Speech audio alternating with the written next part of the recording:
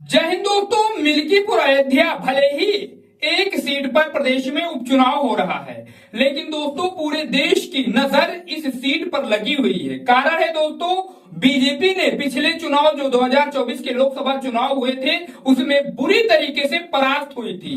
कारण यह है दोस्तों कि बीजेपी इसी राम मंदिर, इसी अयोध्या का डिंडोरा पूरे देश में पीट रही थी, लेकिन जब जनता ने उसको वहीं से नकार दिया तो अब लोगों के समझ में कुछ और ही आ रहा है। यही कारण है दोस्तों, मिल्कीपुर में बीजेपी पूरी ताकत लगा रही है, पूरा जोर आजमाइश कर रही है। सीएम योगी आदित्यनाथ सहित बीजेपी के टॉप के लीडर और तमाम मंत्रियों की फौज वहां पर तैनात कर दी गई है मिल्कीपुर को जीतने के लिए दोस्तों। लेकिन अब सट्टा बाजार का भी इसमें सर्वे सामने आ गया है। लगातार कई एजेंसियां सर्वे कर रही हैं, वहां के जातीय समीकरण को देखकर लगातार समाजवादी पार्टी के पक्ष में जो है नतीजे आते हुए दिखाई दे रहे हैं। लेकिन दोस्तों सट्टा बाजार मिल्कीपुर में क्या कह रहा है, इस रिपोर्ट में हम आपको बिल्कुल विस्तृत जानकारी देने की पूरी कोशिश कर रहे हैं।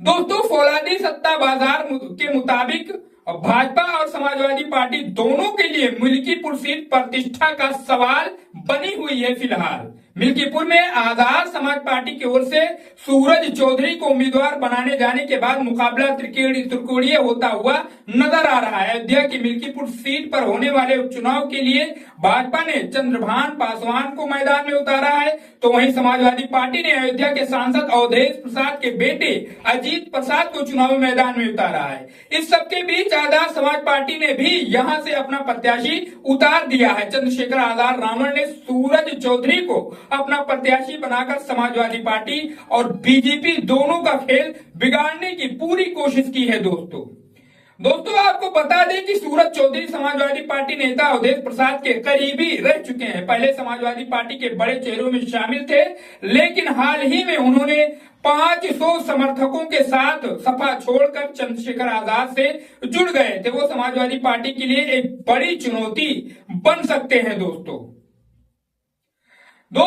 अगर मिल्कीपुर उपचुनाव में वोटरों की बात करें तो यहाँ कुल लगभग 3 लाख 3.5 लाख के करीब मतदाता है, जिसमें 1,60,000 दलित मतदाता है, जो मिल्कीपुर उपचुनाव में बड़ा उलटफेर कर सकते हैं। फौलादी सट्टा बाजार के मुताबिक मिल्कीपुर उपचुनाव में कांग्रेस बसपा के चुनाव न लड़ने से समाजवादी पार्टी और बीजेपी के प्रत्याशियों से सीधा मुकाबला दिखाई दे रहा था, लेकिन अब आजाद समाज पार्टी के आने से मामला कुछ अलग होता हुआ दिखाई दे रहा है। मिल्कीपुर विधानसभा उपचुनाव में अभी तक 4 नामांकन हुए हैं। दोस्तों गुरुवार को भाजपा प्रत्याशी चंद्रभान पासवान ने नामांकन किया। इससे पहले बुधवार को सपा प्रत्याशी अजीत प्रसाद ने नामांकन किया था। शुक्रवार को नामांकन का अंतिम दिन है। 5 फरवरी को मतदान होगा और 8 फरवरी को इसके नतीजे आ जाएंगे। दोस्तों फ्रेंड्स आपको हम बता दें कि अयोध्या का मिल्कीपुर विधानसभा क्षेत्र ऐसा है जो भाजपा के लिए हमेशा से ही संघर्षपूर्ण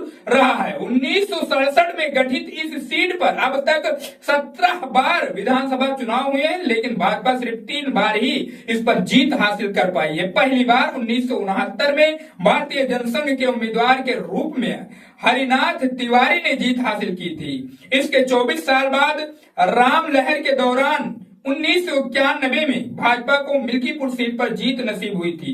1991 में यह जीत हासिल हुई थी, लेकिन तीसरी जीत के लिए भाजपा को फिर 2.5 दशक का इंतजार करना पड़ा। दोस्तों 2017 के विधानसभा चुनाव में भाजपा उम्मीदवार रहे गोरखनाथ बाबा ने वर्तमान सांसद अवधेश प्रसाद को हराकर मिल्कीपुर में भगवा लहराया था। यह रिकॉर्ड बता रहा है कि मिल्कीपुर में बीजेपी हमेशा से दोस्तों पिछड़ती हुई दिखाई दे रही है और इस उपचुनाव में भी सारे समीकरण उसी तरफ इशारा कर रहे हैं। वैसे जिस तरीके से बीजेपी ने अपने प्रत्याशी के नाम का ऐलान किया था, उसके बाद से ही बीजेपी में खुद इतनी जबरदस्त तरीके से कलह निकलकर सामने आ रही है। आप मीडिया रिपोर्टों में और तमाम जो सोशल मीडिया साइट्स हैं उस पर आप देख रहे होंगे। वैसे आपकी क्या राय है इस खबर के बारे में, आप भी अपनी राय हमें जरूर बताइए। वीडियो अच्छा लगा हो, जानकारी अच्छी लगी हो तो चैनल को जरूर सब्सक्राइब करो, क्योंकि हम आपके लिए ऐसे ही देश और प्रदेश की सच्ची पॉलिटिक्स की खबरें लाते रहते हैं। मिलते हैं नेक्स्ट वीडियो में, तब तक के लिए जय हिंद, जय भारत।